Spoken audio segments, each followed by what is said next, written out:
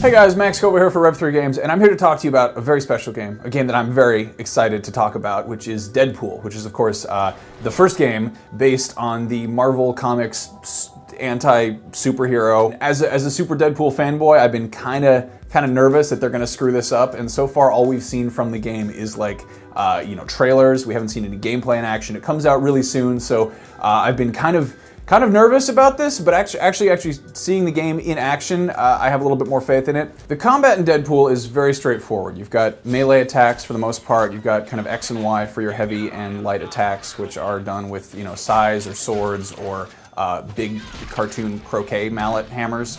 And then of course you also have guns. The guns are obviously ranged attack, but they can also be used during melee combos, and you string them together and shoot a guy in the face. On top of that, you can do like kind of short range teleportation, which acts as sort of a dodge or roll mechanic.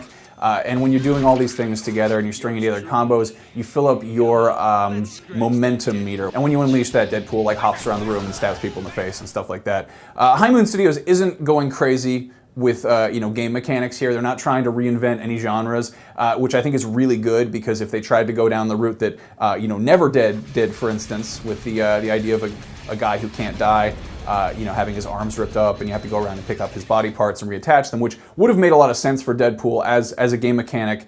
Instead, they're just pretty much like, Deadpool has regenerative health, therefore he's like every other modern video game protagonist. Guns and swords and stuff are all upgradable.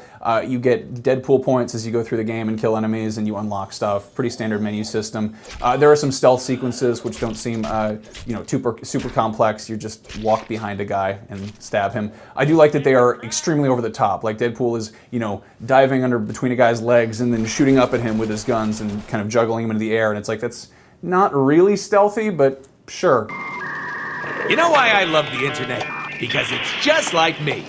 Vulgar, combative, and contradictory. The Deadpool game is also very self-aware. It has this wonderful kind of Looney Tunes vibe to it. You actually get bear traps that you can use as a weapon. Certain heavier enemies, you have to basically lure them into them so that you can trap them in one spot and then kind of wail on them with melee attacks. This is totally fitting because Deadpool is basically Wile E. Coyote. I mean, there is actually one comic where he's going after a Roadrunner. I think it's awesome that they're managing to inject this humor. They've got Daniel Way writing the game, and some of the trailers have made it seem a little bit forced, and while there are certain lines that I've heard playing the game that were a little bit cringeworthy, they've managed to take a very humorous approach in a way that I'm actually pretty excited about. Smells like victory! There is a great big sequence at the beginning where you're in Deadpool's apartment and you basically are just, being Deadpool, and you straight up just hang out and eat pizza, and you can check your voicemails.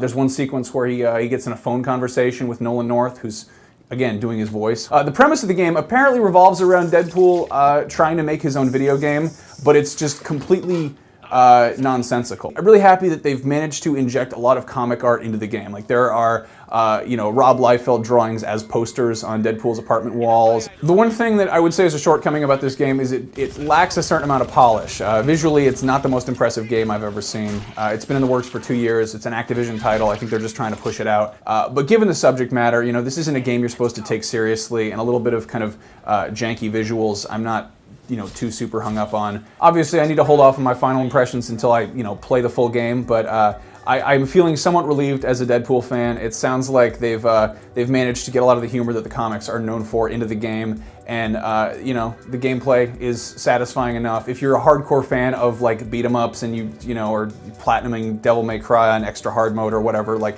this might be a little bit dumbed down for you, but it's a game about a superhero published by Activision. Like I think that's what you kind of got to keep in mind. High Moon Studios, I think they're a very, very competent studio, and I think that this game is probably going to be a good example of that.